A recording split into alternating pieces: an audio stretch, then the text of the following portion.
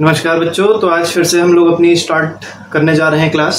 तो पिछले लेक्चर पे हम लोग ने देखा था मोशन को, एक क्विज़ हुई थी और बहुत अच्छा सभी ने रिस्पांस दिया। क्लास 10th के बच्चे भी उसमें रिस्पॉन्ड कर रहे थे, क्लास 9th के बच्चे पूरा पार्टिसिपेशन कर रहे थे। बहुत अच्छी क्विज़ थी। तो कल हमने कहा था कि आज हम लोग इलेक्ट्रिसिटी को स्टार्ट करेंगे, लेकिन क्योंकि क्लास 9th का कल पार्टिसिपेशन ज़्यादा अच्छा था, इसलिए आज हम लोग एक 9th का फिर से चैप्टर स्टार्ट करने जा रहे हैं। उसी चैप्टर को आगे बढ़ाएंगे और उस चैप्टर का नाम है मोशन। मोशन नहीं, उस चैप्टर का नाम है मोशन तो हो गया था, उस चैप्टर का नाम है मैटर। तो केमिस्ट्री में हम लोग आज पढ़ेंगे मैटर और मैटर के आगे की चीज़ पढ़ेंगे। तो देखिए, केमिस्ट्री में मैटर हम कहाँ तक बता चुके थे, हम पहले आपको ये बता दें।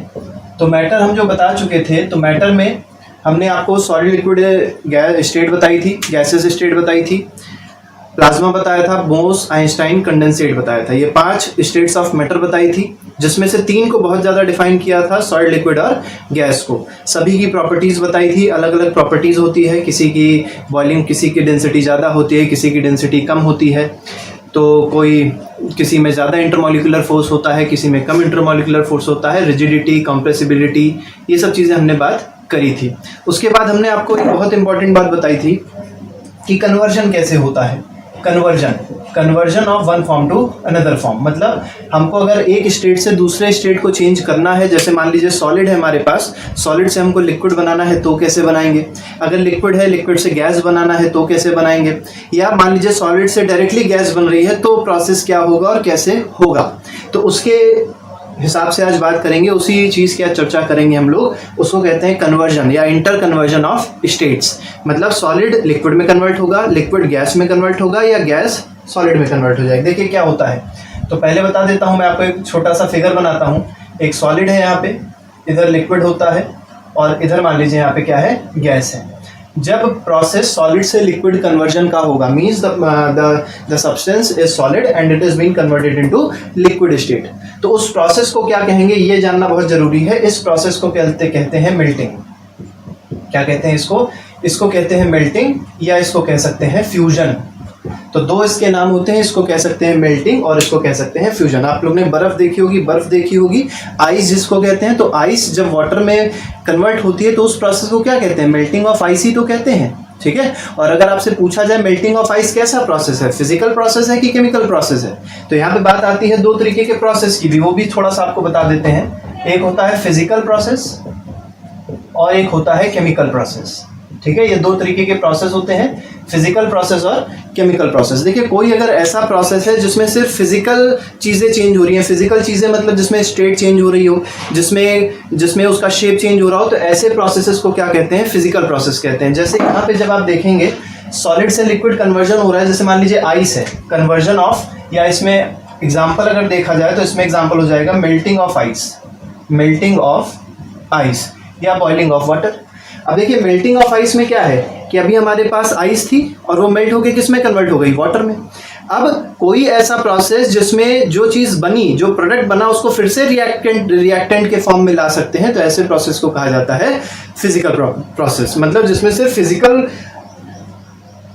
प्रॉपर्टीज ही चेंज हो रही हो, केमिकल प्रॉपर्टीज चेंज ना हो रही हो। जैसे यहाँ पे आप देखेंगे तो आइस की फिजिकल प्रॉपर्टी चेंज हुई, आइस का क्या चेंज हुआ, आइस का स्टेट चेंज हुआ और वो किस में कन्वर्ट हो गया, लिक्विड में। तो those processes in which only the physical properties of a substance changes is called physical change, and those process in which the chemical properties as well as might be physical also, but it is important that chemical property of some substance should change। जैसे अगर बात करी जाए, मान लीजिए आपने एक पेड़ काट दिया, हरा भरा पेड़ था और उसको आपने क्या कर दिया, तोड़ दिया या काट दिया, तो क्या होगा, वो अगर आपसे पूछा जाए वो कैसा प्रोसेस है, तो आप कहेंगे it is not a physical process. वो लगेगा कि फिजिकल है, काटा, इसका मतलब क्या हुआ, फिजिकल हुआ, लेकिन वो फिजिकल नहीं है। वो कैसा प्रोसेस है, वो केमिकल प्रोसेस है। क्यों?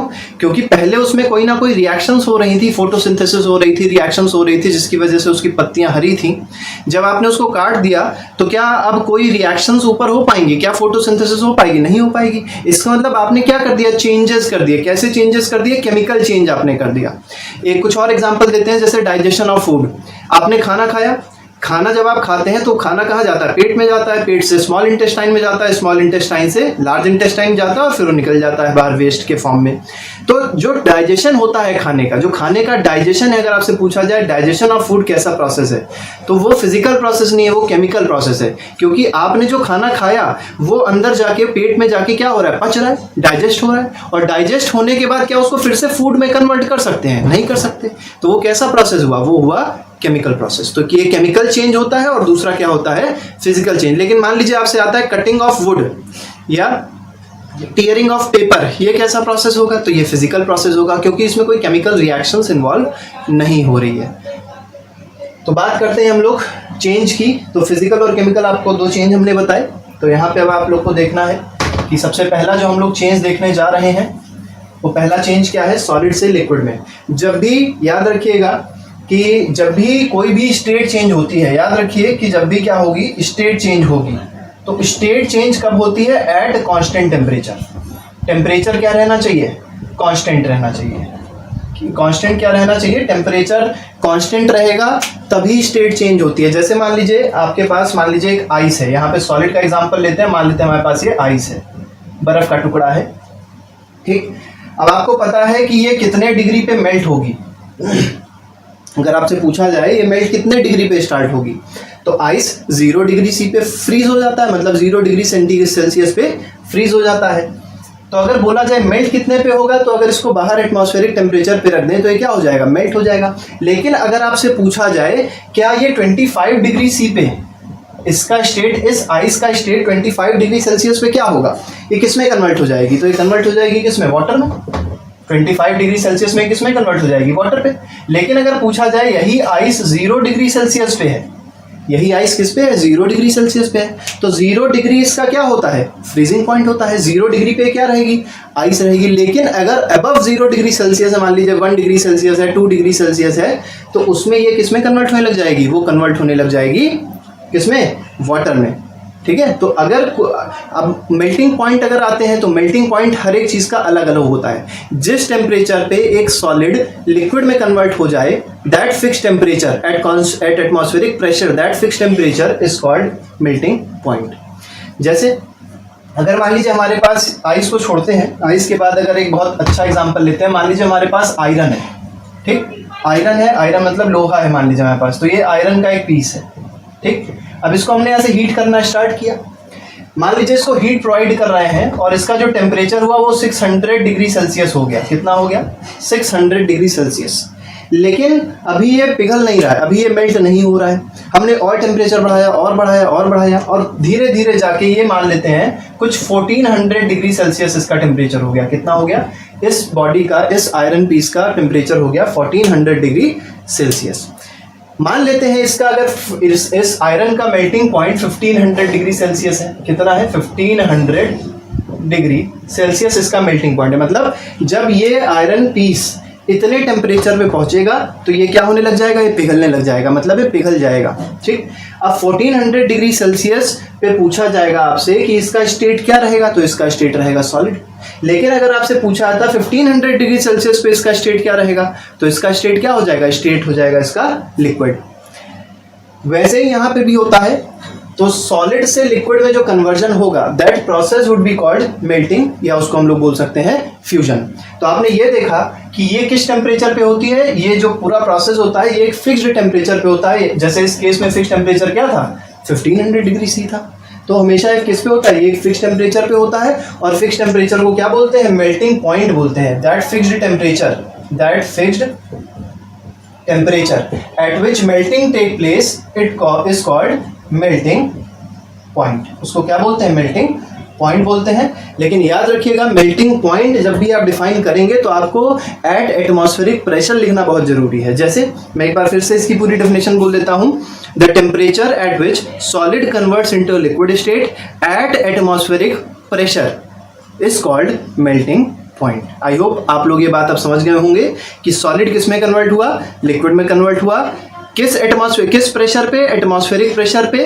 तो जो टेम्परेचर, जिस टेम्परेचर पे वो कन्वर्जन हो रहा है, that temperature is called melting point. अब इसके बाद बात आती है, चलिए ठीक, इतनी चीज क्लियर हो गई होगी।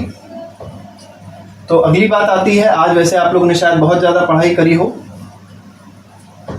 थोड़ा सा आज लेट भी हो गया है लेक्चर, कोई बात नहीं। अब आगे से हम थोड़ा सा टाइम चेंज करेंगे। अब ये सोच रहे हैं कि 8 बजे का टाइम रहेगा, आप लोग टाइम मैसेज कर दीजिएगा क्या टाइम आप लोग चाह रहे हैं, तो उतने ही टाइम पे अब आगे से लाइव लेक्चर्स लिए जाएंगे, ठीक है। तो यहाँ पे सॉलिड था, लिक्विड था और यहाँ क्या थी, गैस थी। अब आपने देखा जब सॉलिड लिक्विड में कन्वर्ट हुआ उस प्रोसेस को क्या बोला गया, मेल्टिंग बोला गया या फ्यूजन बोला गया। मान लेते हैं लिक्विड गैस में कन्वर्ट होती है, ठीक। जब लिक्विड गैस में कन्वर्ट होगी उस प्रोसेस को क्या बोलेंगे, उसको बोलेंगे वेपराइजेशन। क्या बोलेंगे उसको, वेपराइजेशन, या इसको और भी कह सकते हैं, इसको बोल सकते हैं बॉइलिंग, ठीक है। लिक्विड जब गैस में कन्वर्ट होती है तो उस प्रोसेस को क्या कहते हैं, उसको बोलते हैं वेपराइजेशन या उसको कह सकते हैं बॉइलिंग, ठीक। अब यहाँ पे एक नया वर्ड आता है जिसको बोला जाता है बॉइलिंग पॉइंट। यहाँ पे एक नया वर्ड आएगा जिसको क्या बोला जाएगा, जिसको बोला जाएगा बॉइलिंग पॉइंट। अब ये बॉइलिंग पॉइंट क्या होता है, बॉइलिंग पॉइंट ऐसा टेम्परेचर है, एक ऐसा फिक्स्ड टेम्परेचर है जिसमें लिक्विड किसमें कन्वर्ट होने लग जाता है, गैस में। The liquid starts converting into gaseous state eight atmospheric pressure, that temperature is called boiling point. उस टेम्परेचर को क्या बोलते हैं, बॉइलिंग पॉइंट बोलते हैं। तो आपको वेपराइजेशन समझ में आया, वेपर्स में कन्वर्ट होना या गैस में कन्वर्ट होना। गैस अगर मान लेते हैं वाटर होगा तो वाटर वेपर में कन्वर्ट होगा, कोई और चीज़ होगी तो उसके वेपर्स में कन्वर्ट होएगा। तो the process of conversion of liquid into gas at atmospheric pressure, ये लिखना बहुत जरूरी है। The process of conversion of liquid state into gaseous state is called vaporisation और boiling. And the temperature and the constant temperature at which this liquid starts converting into gaseous state, याद रखिए starts converting into gaseous state is called boiling point। अब मान लेते हैं आपसे पूछा जाता है what is the boiling point of water, तो याद रखिएगा वाटर के लिए जो boiling point होता है वो कितना होता है, 373.15 केल्विन। जब आप एनसीईआरटी में देखेंगे तो शायद वो 16 यहाँ दिया हुआ है, कोई दिक्कत की बात नहीं रहती है। जब इसको अप्रॉक्सीमेशन में देखते हैं, डिग्री सेल्सियस में देखते हैं, अभी मैं कन्वर्जन बताऊंगा कैसे होता है। तो डिग्री सेल्सियस में क्या लिखा जाता है, 100 डिग्री सेल्सियस, कैपिटल सी रहता है, सेल्सियस नाम से है, सेल्सियस एक साइंटिस्ट हैं, उन्हीं के नाम पे ये सेल्सियस स्केल बनाई गई है। तो आपने देखा बॉइलिंग पॉइंट ऑफ वाटर क्या था, 373.15 केल्विन, या इसको लिख सकते हैं 100 डिग्री सेल्सियस। यहाँ पे एक और चेंज होता है, स्टेट का एक और चेंज होता है जिसको हम लोग कहते हैं सॉलिड से गैस। गैस से सॉलिड अभी नहीं बताएंगे हम आपको, अभी पहले बताते हैं सॉलिड से गैस। अब यहाँ पे आपने देखा सॉलिड से किस में चेंज हो रहा था, लिक्विड में। लिक्विड से किस में चेंज हो रहा है, गैस में। अब गैस से सॉलिड भी होता है, कोई भी चीज गैसियस फॉर्म में है तो वो सॉलिड में भी कन्वर्ट हो जाती है, लेकिन उससे पहले हमको पढ़ना पड़ेगा कि सॉलिड जब गैस में कन्वर्ट होता है तब क्या होता है। तो देखिए जब गैस सॉलिड में कन्वर्ट होगा मतलब यहाँ पे लिक्विड स्टेट में वो कन्वर्ट नहीं हुआ। आपने देखा होगा नैप्थलीन बॉल्स, नैप्थलीन बॉल्स क्या होती है पहले बता दूं, आपने कपूर देखा होगा, ठीक है। तो कपूर में क्या होता है, कपूर एक सॉलिड फॉर्म में होता है, व्हाइट कलर का होता है, पूजा में हमेशा यूज करते हैं। तो उसको अगर बाहर रख दिया जाए तो क्या होगा, वो धीरे धीरे करके पिघल जाता है। पिघल जाता है इन द सेंस वो गैसियस फॉर्म में कन्वर्ट हो जाता है और वो कभी लिक्विड फॉर्म में कन्वर्ट नहीं होता। आप लोगों ने नैप्थलीन बॉल्स देखी होगी, अक्सर टॉयलेट में यूज करी जाती है खुशबू के लिए, और कभी कभी कपड़ों में भी डाली जाती है कि उसमें कीड़े वीड़े नहीं लगते हैं आसपास। तो उसमें भी जब आप देखेंगे तो वो सॉलिड फॉर्म में होती है, वाइट कलर की होती है सॉलिड फॉर्म में, और उसमें जब आप देखेंगे तो होगा क्या, वो सॉलिड सीधे सीधे किस में कन्वर्ट हो जाता है, गैसियस में, वेपर्स में कन्वर्ट होता है, और वो लिक्विड में कन्वर्ट नहीं होता। तो ये जो प्रोसेस फॉलो हो रहा है, इसी प्रोसेस को क्या बोलते हैं, इसी प्रोसेस को बोलते हैं सब्लिमेशन। तो sublimation is a process of conversion of solid state directly into gases state without going through liquid state. मतलब लिक्विड स्टेट में नहीं आया, सीधे सीधे सॉलिड से किस में कन्वर्ट हो गया, गैस में। तो जब ऐसा होगा कि सॉलिड से डायरेक्टली वो चीज गैस में कन्वर्ट हो जाएगी तो उसको क्या बोलेंगे, उसको हम लोग बोलेंगे सब्लिमेशन। तो वहां पे लिक्विड में कोई भी चीज नहीं आती, ये चीज याद रखिएगा। So this process is called sublimation. This process is called sublimation, ठीक है। तो ये क्या हो जाएगा, ये हो जाएगा सब्लिमेशन। अब देखिए इसके बाद जो हमको पढ़ना होता है वो पढ़ना होता है इसके अपोजिट। मतलब लिक्विड से जब सॉलिड में कन्वर्ट होगा तब क्या होगा, सॉलिड से गैस में हो गया, गैस से सॉलिड होगा तो क्या होगा, गैस से लिक्विड होगा तो क्या होगा। तो एक एक करके मैं सबको बता देता हूं आपको। एक बार आप इसको देख लीजिएगा। फ्यूजन का मतलब, मैं कंफ्यूज हो रहा हूं कि फ्यूजन का मतलब शायद ये था कि लिक्विड से सॉलिड का कन्वर्जन, जबकि लिक्विड से सॉलिड से कन्वर्जन जब होता है तो उसको हम लोग क्या कहते हैं, लिक्विड से सॉलिड में जब कन्वर्जन होता है तो उसको हम लोग फ्रीजिंग कहते हैं। ठीक है, तो फ्रीजिंग पॉइंट वहां पे आता है। लेकिन इसको आप लोग एक बार देख लीजिएगा कि फ्यूजन क्या था। फ्यूजन थोड़ा सा कंफ्यूजिंग रहता है। फ्यूजन मतलब या तो मेल्टिंग होता है, या तो फ्यूजन मतलब होता है, फ्यूजन मतलब वैसे होता है जुड़ना। ठीक है, तो बॉन्ड्स का जुड़ना हो सकता है ये फ्रीजिंग में आए। ठीक है, आप एक बार देख लीजिएगा फ्यूजन मतलब क्या होता है। वैसे फ्यूजन का मतलब जुड़ना होता है, यहाँ पे हमने थोड़ा सा गलत कर दिया था इसको आप लोग देख सकते हैं। तो देखिए अब आते हैं अगले टॉपिक पे आते हैं। इसी का मैं आपको उल्टा बताता हूं कि इसके अपोजिट्स अगर होते तब क्या होता। देखिए अपोजिट का मतलब ये हुआ कि अभी तक जो साइकिल थी वो कुछ ऐसे चल रही थी, अब साइकिल उल्टी चलेगी। कैसे चलेगी?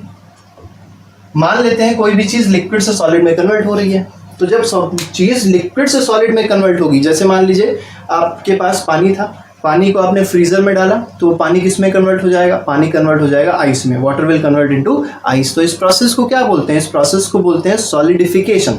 क्या बोलते हैं? इस प्रोसेस को बोलते हैं फ्रीजिंग या सॉलिडिफिकेशन। तो this process is called freezing और सॉलिडिफिकेशन। तो दोनों चीज बोल सकते हैं, this process is called freezing और सॉलिडिफिकेशन। ठीक है, तो आपको ये पता चला यहाँ पे the process of conversion of liquid state into solid state at constant temperature is called solidification और फ्रीजिंग। अगर वाटर की बात करी जाए, जैसे वाटर है, मान लेते हैं लिक्विड की जगह क्या है? वाटर है। वाटर को जब कूल करेंगे तो ये किस में कन्वर्ट हो जाएगा? आइस में कन्वर्ट हो जाएगा। तो इस प्रोसेस को क्या बोला जाएगा? तो इस प्रोसेस को बोला जाएगा, क्या बोलते हैं इसको बोलते हैं freezing. Freezing of water. Freezing of water. अब याद रखिए, हमने अभी आपको बताया कि कभी भी कोई भी स्टेट दूसरी स्टेट में चेंज होती है तो वो हमेशा एक कांस्टेंट टेम्परेचर पे होती है। तो यहाँ पे भी एक कांस्टेंट टेम्परेचर होना चाहिए। यहाँ पे वो कांस्टेंट टेम्परेचर क्या होगा? यहाँ पे कांस्टेंट टेम्परेचर होता है 0 डिग्री सेल्सियस। क्या होता है? 0 डिग्री सेल्सियस। इसका मतलब फ्रीजिंग पॉइंट ऑफ वाटर क्या होती है? 0 डिग्री सेल्सियस होती है। इसके बाद हम लोग बात करते हैं ये लिक्विड से गैस हो गया था, तो गैस से लिक्विड पे आते हैं। कोई भी हमारे पास गैस है, मान लेते हैं हमारे पास, आप लोग ने देखा होगा कोहरा, आप लोग ने देखा होगा, फॉग देखी होगी, या और आसान अगर भाषा में बोलें तो आप लोग ने देखा होगा गर्मियों में जब हम लोग पानी को ग्लास में डालते हैं तो ग्लास के इर्द गिर्द, पूरे ग्लास की पेरीफेरी पे, किनारे पे, एरिया पे क्या हो जाता है?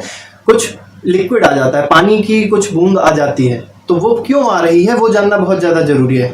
वो कहलाता है, that process is called condensation. क्या कहेंगे उसको बोलेंगे कंडेंसेशन। वहां पे क्या हो रहा है? वहां हो रहा है कंडेंसेशन। कंडेंसेशन क्यों हुआ? अब इस चीज को आप समझिए, जब पानी था, पानी उसके अंदर हमने ठंडा डाला तो जो बाहर का टेम्परेचर था वो क्या हो गया? जो ग्लास के बाहर का टेम्परेचर है, जो ग्लास का टेम्परेचर था वो तो ठंडा हो गया, लेकिन आउटर एटमॉस्फेयर का टेम्परेचर क्या था? आउटर एटमॉस्फेयर का टेम्परेचर थोड़ा ज्यादा था।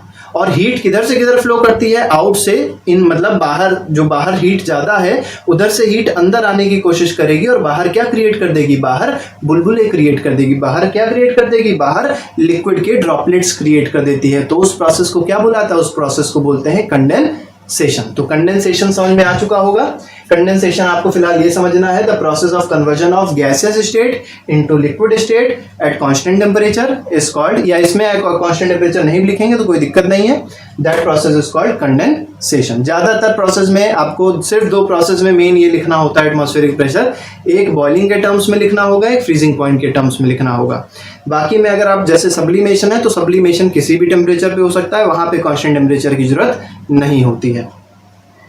तो कंडेंसेशन की बात ये हुई। अब कंडेंसेशन और कहाँ होता है? जैसे बादल हैं, जो क्लाउड्स फॉर्मेशन होता है वहां पे भी कंडेंसेशन का ही काम होता है। तो कंडेंसेशन के एग्जांपल क्या हो गए? फॉर्मेशन ऑफ क्लाउड्स हो गया और फॉर्मेशन ऑफ लिक्विड ड्रॉपलेट्स। अब लेकिन बादल में जब आप देखेंगे तो बादल में वो देखा जाए तो बादल में क्या होता है कि बादल पहले जो वेपर्स गए यहाँ से, तो वेपर जो गैसेस स्टेट, जब पानी उबल, देखिए वाटर साइकिल कैसे चलती है? वाटर साइकिल ये होती है कि पानी बरसा, पानी ग्राउंड पे गिरा, ग्राउंड पे पानी भर गया, धूप निकली, धूप निकली तो पानी इवापोरेट हुआ, मतलब पानी गैस में कन्वर्ट हुआ, वो गैस ऊपर गई। अब ऊपर क्या है, ऊपर टेम्परेचर थोड़ा ठंडा है, तो क्योंकि टेम्परेचर ठंडा था, ऊपर का टेम्परेचर क्या था, जैसे ग्लास के अंदर का टेम्परेचर क्या था, ठंडा था, तो क्योंकि ऊपर का टेम्परेचर ठंडा था तो क्या होगा, वो जो नीचे से गैस जा रही है वो ठंडी होने लग जाएगी, और जब गैस ठंडी हो जाती है तो वो लिक्विड में कन्वर्ट होती है। लेकिन वहां पे बहुत ज्यादा ठंडा टेम्परेचर था, इतना ज्यादा टेम्परेचर ठंडा था कि वो जो लिक्विड था वो धीरे धीरे किसमें कन्वर्ट हो गया, सॉलिड में कन्वर्ट हो गया, और बादल किधर रह गए, बादल ऊपर रह गए। अब आप ये पूछेंगे कि बादल सर ऊपर क्यों रहते हैं, नीचे क्यों नहीं आ जाते, क्योंकि वो सॉलिड है। ठीक है, तो इसका आंसर ये है बिकॉज ऑफ सरफेस टेंशन। जब आप पढ़ेंगे सरफेस टेंशन तब आपको बताया जाएगा क्लास 11th में कि बादल हमेशा ऊपर क्यों रहते हैं। ठीक है, तो ये चीज याद रखिए, कंडेंसेशन दो जगह पे फॉलो हो रही है, फॉर्मेशन ऑफ क्लाउड्स में भी फॉलो हो रही है, और दूसरा अगर देखा जाए तो लिक्विड, गैस से लिक्विड कहाँ कन्वर्ट हो रहा है, वो हम लोग ग्लास का जो आउटर सरफेस है उसमें भी हम लोग कंडेंसेशन प्रोसेस को देख सकते हैं। अगर गैस से सॉलिड में देखा जाएगा, अभी हमने बताया था सॉलिड से गैस, तो उसको बोला क्या था, सब्लिमेशन बोला था। जब गैस से सॉलिड देखा जाता है तो इसको बोलते हैं डिपोजिशन, डिपोजिशन, या इसको एब्लीमेशन भी कभी कभी बोल दिया जाता है, एब्लीमेशन। इसके कोई एज सच एग्जांपल्स नहीं है, सिर्फ ये एक थ्योरेटिकल कॉन्सेप्ट है, ज़्यादा इसके एग्जांपल आपको मिलेंगे नहीं। आप देखना चाहें तो आप विकिपीडिया में सबको चेक कर सकते हैं, तो आप देख लीजिएगा, अगर आपको मिल जाए तो बहुत अच्छी बात है, कमेंट बॉक्स में आप लोग लिख दीजिएगा। तो यहाँ पे आप देख रहे हैं the process of conversion of gases state into solid state is called deposition और एब्लीमेशन। तो जब गैस होगी, गैस सॉलिड में कन्वर्ट हो जाएगी, तो उसको क्या बोला जाएगा, उसको बोला जाएगा डिपोजिशन और एब्लीमेशन। इसका एक एग्जांपल ले सकते हैं वैसे हम लोग, कार्बन डाइऑक्साइड गैस होती है, ठीक है, कार्बन डाइऑक्साइड पे जब बहुत ज्यादा प्रेशर डाला जाता है तो वो कन्वर्ट हो जाती है सॉलिड CO2 में। ठीक है, तो सॉलिड CO2 का एग्जांपल ये है कि solid CO2 gets converted when carbon dioxide gas is being pressurized। बहुत ज़्यादा जब प्रेशर कार्बन डाइऑक्साइड गैस को प्रोवाइड करते हैं तो वो कैसे बन जाती है, वो ठोस बन जाती है, वो सॉलिड बन जाती है, तो उसको बोला जाता है सॉलिड CO2। तो ये हमारे पास जो पूरा प्रोसेस था, इस पूरे प्रोसेस को हम लोग क्या बोलते हैं, इस प्रोसेस को बोलते हैं इंटर कन्वर्जन ऑफ स्टेट्स। अब यहाँ पे थोड़ी सी बात आती है इसके बाद टेम्परेचर स्केल्स की। टेम्परेचर स्केल्स बहुत छोटा सा कॉन्सेप्ट है लेकिन बहुत इंपॉर्टेंट कॉन्सेप्ट है, पता होना चाहिए। इसके बाद मैं आपको बताऊंगा इवापोरेशन क्या होता है, वेपराइजेशन क्या होता है, फिर आपको बताऊंगा लेटेंट हीट क्या होती है। ठीक है, बहुत इंपॉर्टेंट होती है कि लेटेंट हीट क्या होती है, वो सब बताऊंगा। लेकिन आज मैं आखिरी चीज आपको बताने जा रहा हूं जिसको बोलते हैं टेम्परेचर स्केल्स। Temperature scales. देखिए, मैं आपको दो टेम्परेचर स्केल्स बताऊंगा मेनली, या तीन बता देता हूं। पहली है सेल्सियस स्केल, सेल्सियस, दूसरी है केल्विन, तीसरी है फ़ारेनहाइट। फ़ारेनहाइट की शायद स्पेलिंग गलत हो गई है, वो आप लोग चेक कर लीजिएगा, आप लोग, हमको स्पेलिंग याद नहीं है इसकी। HIET होता है, फ़ारेनहाइट चलिए छोड़िए, उससे हमको कोई मतलब नहीं, इसको लिखते F है। ठीक है, तो सेल्सियस को ऐसे डिनोट किया जाता है डिग्री C में, केल्विन को डिनोट किया जाता है कैपिटल K में, और फ़ारेनहाइट को डिनोट किया जाता है F में। कन्वर्जन बहुत आसान है, आपको सिर्फ एक फॉर्मूला याद रखना है। फॉर्मूला क्या होता है, K = 273 + C। सिंपल सा फॉर्मूला आप याद रख लीजिए, बाकी पूरी कहानी आसानी से हो जाएगी। मतलब केल्विन स्केल बराबर 273 plus Celsius scale. For example के रूप में आपको बताते हैं। मान लीजिए आपके पास एग्जाम्पल है, आपको सेल्सियस में टेम्परेचर दिया है 50 डिग्री सेल्सियस। कितना दिया है, 50 डिग्री सेल्सियस, और उसको किस में कन्वर्ट करना है, उसको कन्वर्ट करना है केल्विन में। तो केल्विन की वैल्यू क्या हो जाएगी, केल्विन की वैल्यू हो जाएगी 273 + 50। ये कितना आ जाएगा, ये आ जाएगा 323 केल्विन, है कि नहीं। तो हमारे पास कोई भी सेल्सियस की स्केल होगी, क्या सेल्सियस का टेम्परेचर होगा, उसको हम लोग केल्विन में इस तरीके से चेंज कर सकते हैं। लेकिन मान लेते हैं हमारे पास कोई केल्विन का टेम्परेचर होता, हम दूसरा एग्जांपल लेते हैं। मान लेते हैं हमारे पास 1000 केल्विन है। कितना है, 1000 केल्विन। हमको क्या करना है, हमको सेल्सियस में चेंज करना है। जल्दी सब लोग आप लोग करिए, तो हम फिर इसका आंसर बताएं क्या होगा। 1000 केल्विन को बताइए सेल्सियस में कैसे चेंज करेंगे और क्या आंसर आएगा।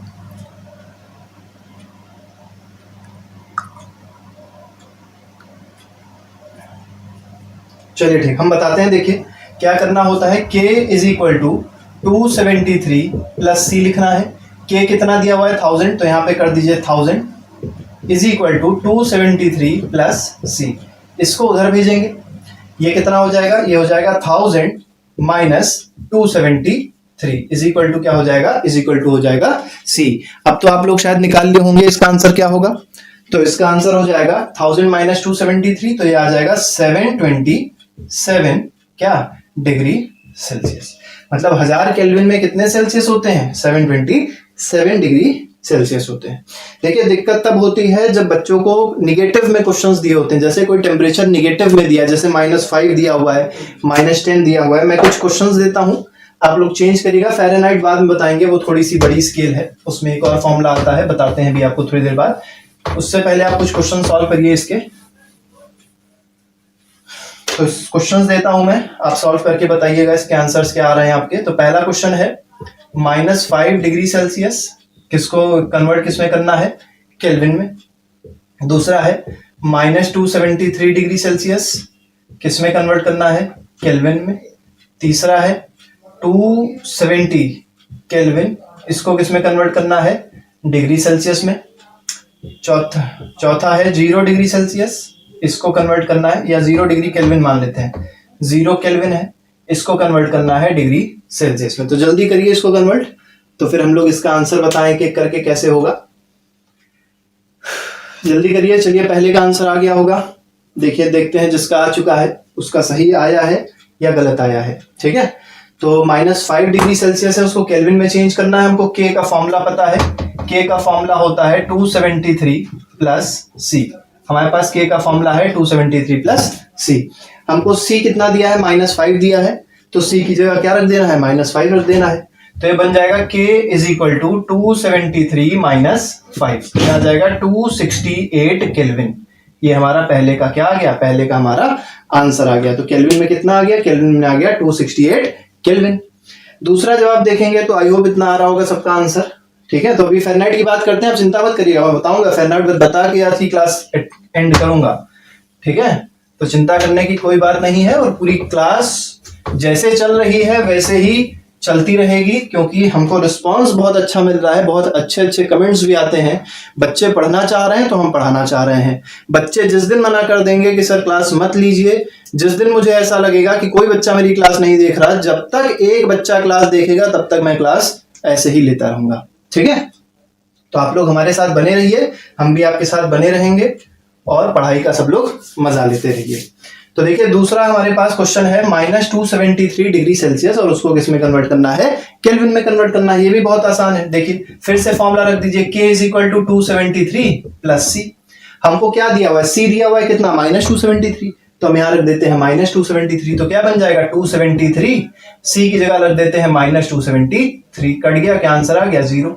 तो केल्विन कितना हो गया 0, इसका मतलब इसका आंसर क्या आ गया 0 केल्विन। तो ये भी आप लोग का आ गया होगा शायद कि बी वाले का आंसर क्या है, 0 केल्विन है। सी वाले का स्टार्ट करते हैं, सी वाले का सॉल्व करके देखते हैं, सी वाले का आंसर क्या है।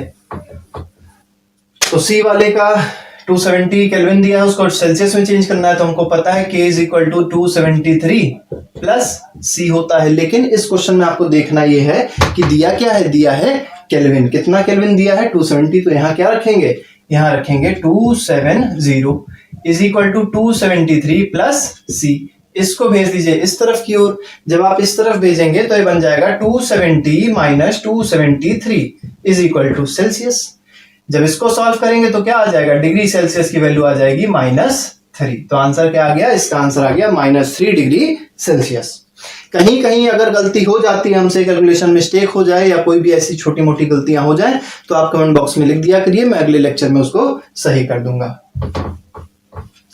या आपका कोई डाउट रह जाया करे तो वो सब चीज जरूर आप लिख दिया करिए। हर चीज देखी जाती है, मैं हर चीज देखता हूँ, सब सही कर दूंगा। ठीक है, तो k is equal to 273 plus C, फिर से आ गया। k कितना दिया था, 0 दिया हुआ था। जब k 0 हम लोग यहाँ रख देते हैं, k की वैल्यू 0, तो हो जाएगा 273 प्लस सी। इसको आप इधर भेज देंगे, इधर प्लस में है तो इधर आएगा तो माइनस में हो जाएगा, तो 0 - 273 इज इक्वल टू सी। तो सी की वैल्यू क्या आ गई, -273। ये हो गया हमारा सेल्सियस का आंसर। तो आपने देखा हमने कैसे 4 क्वेश्चन किए, बाकी एनसीईआरटी में कई सारे क्वेश्चंस दिए हुए हैं। अब आपके लिए वो क्वेश्चंस बहुत आसान होने वाले हैं, उन सभी क्वेश्चंस को आप कर लीजिएगा। उससे पहले मैं इसको बताने से पहले, फ़ारेनहाइट स्केल को बताने से पहले, जितने लोगों को बात समझ में आ रही है वो जल्दी से यस सर लिखें। तो मैं एक छोटी सी बात और आप लोग को बता दूं, पहले जल्दी लिखिए यस सर। तो चलिए अब थोड़ा सा एक और आपको बात बताते हैं। जैसे आपसे पूछा जाएगा स्टेट ऑफ वाटर, आपको क्वेश्चन दिया रहेगा, क्वेश्चन में रहेगा what is the state of water, मतलब वाटर किस स्टेट में होगा, लेकिन टेम्परेचर दिया रहेगा। मान लेते हैं पहला ऑप्शन है -4 डिग्री सेल्सियस, बी ऑप्शन है, सी ऑप्शन है, डी ऑप्शन है। ये 4 क्वेश्चन आपको दिए रहेंगे, आपको बताना है कि वाटर की स्टेट क्या होगी। एक और ऑप्शन ले लेते हैं 0 डिग्री सेल्सियस, ठीक है, इससे बाहर क्वेश्चन नहीं आने वाला, ऐसा ही क्वेश्चन आपको मिलेंगे।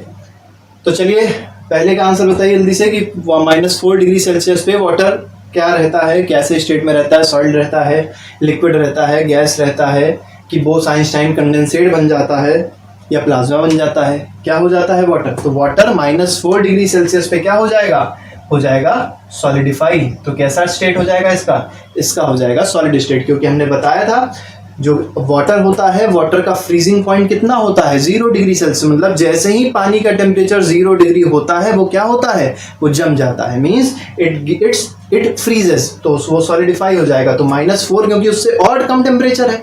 अच्छा ये चीज आपको बता दें कि 0 टेम्परेचर ज्यादा है कि 4 टेम्परेचर ज्यादा है कि -4 टेम्परेचर ज्यादा है। तो याद रखिए सबसे ज्यादा टेम्परेचर कौन सा होगा 4, उससे ज्यादा कौन होगा 0 और सबसे कम कौन होगा -4, ठीक है। तो -4 टेम्परेचर क्या होगा, सबसे कम होगा, ये 0 से भी कम है।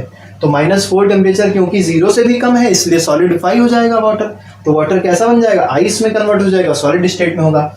यहाँ पे देखा जाए तो आपको पता है 0 टेम्परेचर के ऊपर अगर हम लोग जाएंगे, 0 टेम्परेचर के किधर जाएंगे, ऊपर जाएंगे, तो वाटर किस में कन्वर्ट हो जाएगा, लिक्विड में कन्वर्ट हो जाएगा। तो यहाँ पे स्टेट क्या होगा, स्टेट होगा लिक्विड। अगर 100 डिग्री टेम्परेचर पे देखा जाए तो 100 डिग्री टेम्परेचर पे जो स्टेट होने वाला है वो क्या होने वाला है, वो जानना बहुत ज़्यादा जरूरी है। तो 100 डिग्री सेल्सियस पे जो स्केल होने वाली है, जो टेम्परेचर होने वाला है, वो क्या होने वाला है, वो होने वाला है वेपर, या इसको बोल सकते हैं हम लोग, यहाँ पे इस स्टेट पे देखेंगे तो लिक्विड भी होगा और गैस भी होगा, या इसको बोल सकते हैं वाटर वेपर। वाटर वेपर किस स्टेट में होगा, ये होगा वाटर वेपर के स्टेट में। 200 डिग्री सेल्सियस पे, अब देखिए 100 डिग्री सेल्सियस पे वाटर था थोड़ा बहुत, और वाटर के जो छोटे छोटे पार्टिकल्स थे उन्हीं को बोला गया था वाटर वेपर। लेकिन 100 जैसे ही 100 से ऊपर टेम्परेचर पहुंचेगा, वो जो वाटर के छोटे छोटे ड्रॉपलेट्स थे वो भी गैस में कन्वर्ट हो जाएंगे। किस गैस में, वाटर गैस में, मतलब उसके अंदर H2O के सिर्फ पार्टिकल्स बचेंगे, वाटर के उसी H2O मतलब वाटर के पार्टिकल्स बचेंगे, लेकिन किस स्टेट में, उसके अंदर लिक्विड टाइप की कोई चीज नहीं होगी, वो स्टीम में ही पूरा हो जाएगा। मतलब उसको कह सकते हैं that would be converted into gases state. किसमें कन्वर्ट हो जाएगा, वो कन्वर्ट हो जाएगा गैस में। गैस बोल सकते हैं या स्टीम बोल सकते हैं। तो यहाँ पे देखा जाए दोनों में आंसर एक ही है एक तरीके से, इसमें भी स्टीम है और इसमें भी क्या है, स्टीम है, लेकिन हाई टेम्परेचर स्टीम है। और यहाँ पे कितने डिग्री टेम्परेचर की स्टीम है, 100 डिग्री टेम्परेचर की स्टीम है। एक क्वेश्चन आप देखेंगे तो एनसीईआरटी में दिया हुआ है कि किससे तेज जलता है आदमी, 100 डिग्री टेम्परेचर के पानी से या 100 डिग्री टेम्परेचर के स्टीम से। तो 100 डिग्री स्टीम से तेज जलता है, क्योंकि 100 डिग्री स्टीम में 2 तरीके की हीट होती है, जिसमें एक तरीके की हीट जो होती है that is the heat due to temperature, और दूसरी जो हीट होती है that is the heat due to latent heat of vaporisation. चलिए ठीक, जब लेटेंट हीट बताएंगे तब डिस्कस किया जाएगा ये सब। 0 डिग्री पे आते हैं तो 0 डिग्री पे पता है जो वाटर होगा वो किसमें कन्वर्ट हो जाएगा, आइस में कन्वर्ट हो जाएगा, ठीक है। तो इस पॉइंट पे क्या रहेगा, इस टेम्परेचर पे अगर पूछा जाएगा तो आप आंसर लिखेंगे आइस, ठीक है। वाटर भी हो सकता है लेकिन वाटर मत लिखिएगा, क्योंकि 0 डिग्री सी पे आइस ही माना जाता है, वाटर नहीं माना जाता है। 0 डिग्री से ऊपर अगर बोला जाता 5 डिग्री 4 डिग्री 1 डिग्री तो हम लोग उसको वाटर लिख सकते हैं, क्योंकि 0 degree is the freezing point. Melting point भी हालांकि यही होता है, कोई दिक्कत नहीं है, एक ही चीज़ है दोनों। फ्रीजिंग पॉइंट भी यही है और इसी टेम्परेचर पे क्या होती है चीज़, मेल्ट भी हो जाती है अगर आप बाहर रख दें तो तो जैसे जैसे 0 डिग्री से कम लेके जाएंगे, 0 डिग्री से टेम्परेचर जब कम होगा तो वो फ्रीज हो जाएगा सब्सटेंस। 0 डिग्री से टेम्परेचर से जब वो बढ़ेगा तो वो जो सब्सटेंस होगा वो क्या हो जाएगा, वो सब्सटेंस मेल्ट हो जाएगा, सॉलिड क्या हो जाएगा, मेल्ट हो जाएगा। फ़ारेनहाइट पे आते हैं, बहुत इंपॉर्टेंट चीज़ और आज के लेक्चर की आखिरी चीज़। सभी लोग अगर एंजॉय कर रहे हो तो ज़रूर यस सर लिखा करिए, थोड़ा सा हमको भी कॉन्फिडेंस आता है, हमको लगता है कि हाँ बच्चे सुन रहे हैं, बच्चे बातों को सही से समझ रहे हैं। और लाइक ज़रूर कर दिया करिए, लाइक करने से हमको भी पता चल जाता है कितने बच्चे रोज़ आते हैं पढ़ने के लिए, वो बहुत ज़रूरी चीज़ है। तो फ़ारेनहाइट की बात करते हैं। फ़ारेनहाइट देखिए, ये भी एक तरीके की स्केल होती है, मैं बता देता हूँ। इसमें 180 डिविजन्स होते हैं। जैसे अगर सेल्सियस स्केल में देखेंगे, डिग्री सी वाली स्केल में, तो वो आपको मिलेंगे 100 डिविजन्स। कितने डिविजन्स होते हैं, 100 डिविजन्स होते हैं, ठीक है। 0 से स्टार्ट होता है और कहाँ तक आता है, 100 डिग्री सी तक आता है। मतलब ये स्केल कहाँ से कहाँ तक चालू होती है, 0 से लेके 100 तक स्टार्ट होती है। केल्विन स्केल देखेंगे तो 273 से स्टार्ट होती है और कहाँ एंड होती है, 373 पे एंड होती है, ठीक है। और अगर आप सेल्सियस स्केल देखेंगे, क्या फ़ारेनहाइट स्केल देखेंगे तो ये 32 से स्टार्ट होती है और कहाँ पे एंड होती है, ये एंड होती है 212 पे, 212 फ़ारेनहाइट पे ये एंड होती है। तो जब इसमें डिविजन्स देखेंगे तो कितने मिल जाएंगे, 212 माइनस 32 कितने डिविजन्स मिल गए, 180 डिविजन्स मिले, ठीक। अब देखिए क्या रहा, हम लोग एक फॉर्मूला इससे बना देते हैं। जब तीनों को कंपेयर किया गया तो तीनों को कंपेयर करने से एक फॉर्मूला बना। क्या फॉर्मूला बना, सी सेल्सियस वाली स्केल देखिए, सी माइनस, हम लोग अगर सबसे ऊपरला टेम्परेचर देखें तो क्या है, 0, सी माइनस 0, डिविजन्स कितने हैं, 100, ठीक। अब आते हैं इस पे केल्विन वाले पे देखते हैं। तो केल्विन वाले पे जब आप देखेंगे तो केल्विन पे क्या है, के माइनस सबसे ऊपर टेम्परेचर क्या है, 273 अपॉन डिविजन्स कितने हैं, 100, है कि नहीं। फिर से देखिए इस चीज को, ये जो स्केल है ये किसकी है, ये केल्विन की स्केल है। यहाँ पे भी केल्विन लिख देते हैं, ठीक है। तो ये केल्विन की स्केल हो गई, ये सेल्सियस स्केल हो गई। तो ये डिग्री सेल्सियस है, ये फ़ारेनहाइट है, तो इसको एफ लिख दिया। अब बात समझ में आ रही है। तो देखिए क्या करना होता है, स्केल को कंपेयर करने के लिए हमको कैसे करना है इसको समझिए। हमने सबसे पहले लिखा सेल्सियस स्केल, तो यहाँ पे सी आया, सी के साथ माइनस किया किसको, 0 को। हम लोग इन दोनों का डिफरेंस निकालते हैं क्योंकि ये कोई टेम्परेचर है जो हम लोग मेजर कर रहे हैं। वही टेम्परेचर केल्विन स्केल पे क्या दिखाई पड़ेगा, वो के दिखाई पड़ेगा। वही टेम्परेचर फ़ारेनहाइट स्केल पे क्या दिखाई पड़ेगा, एफ दिखाई पड़ेगा। जैसे मान लीजिए पानी है, पानी को हमने 90 डिग्री सेल्सियस पे लिया तो यहाँ पे रखेंगे 90, ठीक है। तो केल्विन में उसका आंसर क्या आ जाएगा, कुछ और आ जाएगा, वो केल्विन में आ जाएगा। तो वही हम लोग कर रहे हैं कि सी हमारे पास क्या है, C is the temperature that we have to measure, ठीक है। वो किस में है, वो डिग्री सेल्सियस में है। के क्या है, K is the temperature that we will get in which scale, in Kelvin scale. अब देखिए क्या किया हमने, सी लिया, सी को सब्ट्रैक्ट किया किससे, सबसे छोटी वैल्यू से, तो C minus 0 upon number of divisions. Number of divisions कितने थे, 100, 0 से 100 में कितने डिविजन्स हो जाएंगे, 100 डिविजन्स हैं। के केल्विन स्केल, सबसे छोटी नंबर क्या है, 273, तो के माइनस 273। अब आप बताइए कि एफ में क्या होगा, इसमें इक्वल टू एफ में क्या लिखें, एफ के साथ, एफ के साथ सबसे छोटा नंबर क्या है, 32, तो एफ माइनस 32 अपॉन, बताइए नंबर ऑफ डिविजन्स कितने हैं, 1 अपॉन डिविजन्स हैं 180। तो हमको फॉर्मूला क्या मिला, हमको ये फॉर्मूला मिल गया। इसको अगर देखा जाए तो इसको लिख सकते हैं, क्या लिख सकते हैं, मैं यहाँ पे आपको लिख के दिखाता हूँ क्या लिख सकते हैं।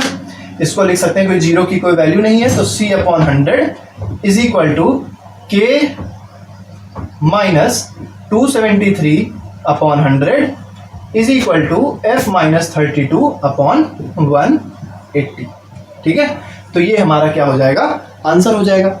अब देखिए पिछले में हमने क्या आपको बताया था, k is equal to 273 plus C, ये बताया था कि नहीं बताया था। और ये फॉर्मूला कहाँ से आ रहा है, ये फॉर्मूला यहीं से तो आ रहा है।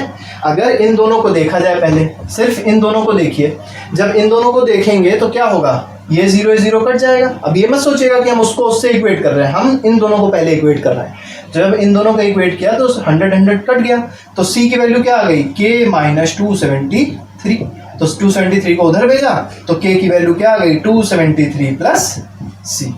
ये हमारा क्या हो गया, आंसर। वही देखिए हमने वहां पे लिखा है। अब आपको मान लीजिए सेल्सियस में, अब एक क्वेश्चन करके दिखाते हैं तो आपको शायद ज़्यादा चीज़ें क्लियर हो जाएगी। इतना सब लोग पहले कर लें, ना किया हो तो इसका स्क्रीनशॉट ले लें, जो आपको करना हो जल्दी करिए। देखिए मैं एक क्वेश्चन आपको करके दिखाता हूँ इसका। जैसे मान लेते हैं हमारे पास टेम्परेचर दिया है 50 डिग्री सेल्सियस। कितना दिया है? 50 ना मान के हम कोई पॉजिटिव वैल्यू मानते हैं, जिसका पॉजिटिव में आंसर आए तो हम मान लेते हैं 100 डिग्री, 100 नहीं, 100 पे तो वो, हाँ चलिए 100 मान लेते हैं। 100 डिग्री सेल्सियस कितना है? 100 डिग्री सेल्सियस। अब देखिए हमारे पास फॉर्मूला क्या था, हमको इसको किस में कन्वर्ट करना है? फ़ारेनहाइट में कन्वर्ट करना है। फॉर्मूला क्या है? फॉर्मूला है C/100। मतलब अब किसको किसको इक्वेट करेंगे? अब इन दोनों को इक्वेट करेंगे बस, हमको बीच वाले से कोई मतलब नहीं रह गया। किससे मतलब है? इन दोनों से मतलब है। तो क्या करना है? C/100 is equal to F-32/180 का फॉर्मूला यूज करना है। तो C/100 is equal to F-32/180। इसको हटा देंगे। अब क्या करेंगे? इसको भेज दें। अब देखिए क्या दिया हुआ है क्वेश्चन में? C दिया हुआ है, तो C दिया 100, तो C की जगह क्या रख दीजिए? 100 रख दीजिए। ये और ये भी कट जाएगा, 18 आके इधर मल्टीप्लाई हो जाएगा, तो ये बना देगा 180 इज इक्वल टू F-32। 32 को अब इधर भेज दीजिए, तो F की वैल्यू क्या हो जाएगी? 212। आंसर क्या आ गया? 212 फ़ारेनहाइट इसका आंसर आ गया। चलिए कुछ क्वेश्चन दे देता हूँ, अगले टर्न पे उसको डिस्कस कर लिया जाएगा। तो जो अब पिछले टर्न पे आपने देखा होगा, मोशन का एक क्वेश्चन दिया था, तो उसका आंसर क्या आ रहा है? 125 मीटर आ रहा होता है।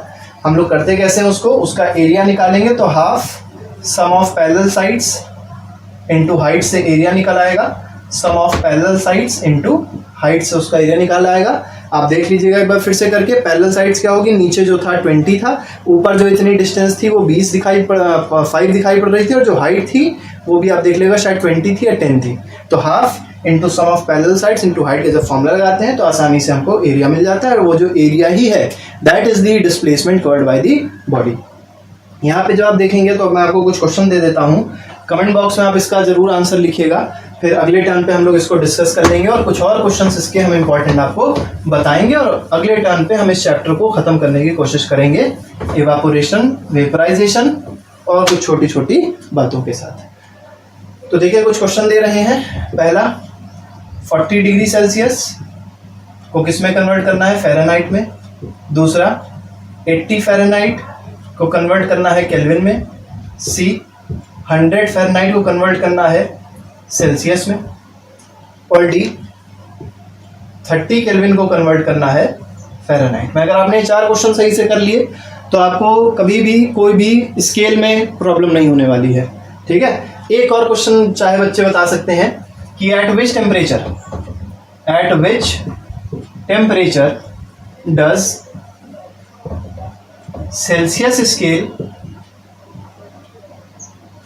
Scale and Fahrenheit scale shows same reading. दोनों कैसी रीडिंग्स शो करें? Same reading. हमको बताना है कि सेल्सियस स्केल की और फ़ारेनहाइट स्केल की रीडिंग किस टेम्परेचर पे क्या हो जाएगी? सेम हो जाएगी। मतलब अगर उतना टेम्परेचर हुआ तो उतना टेम्परेचर फ़ारेनहाइट में भी वही दिखाएगी वैल्यू, और सेल्सियस में भी वैल्यू वही दिखाएगी। चलिए तो आज ख़त्म करते हैं अपनी क्लास को, कल मिलेंगे आपसे इसी के साथ में। हम लोग कल कोई और टॉपिक डिस्कस किया जाएगा, फिर ऐसे ऐसे इस चीज़ को करते रहेंगे। लेकिन आज आप लोग टाइम जरूर लिख दीजिएगा कि किस टाइम पे आप इस प्रीमियर लेक्चर को चाहते हैं। जो बच्चे टाइम लिखेंगे और जिनका ज़्यादा टाइम आएगा, मतलब जो ज़्यादा क्वांटिटी में टाइम लिखेंगे, अपना आंसर देंगे, उसी टाइम पे मैं इस लेक्चर को लाने की कोशिश करूँगा। Till then goodbye, thank you very much, जय हिंद।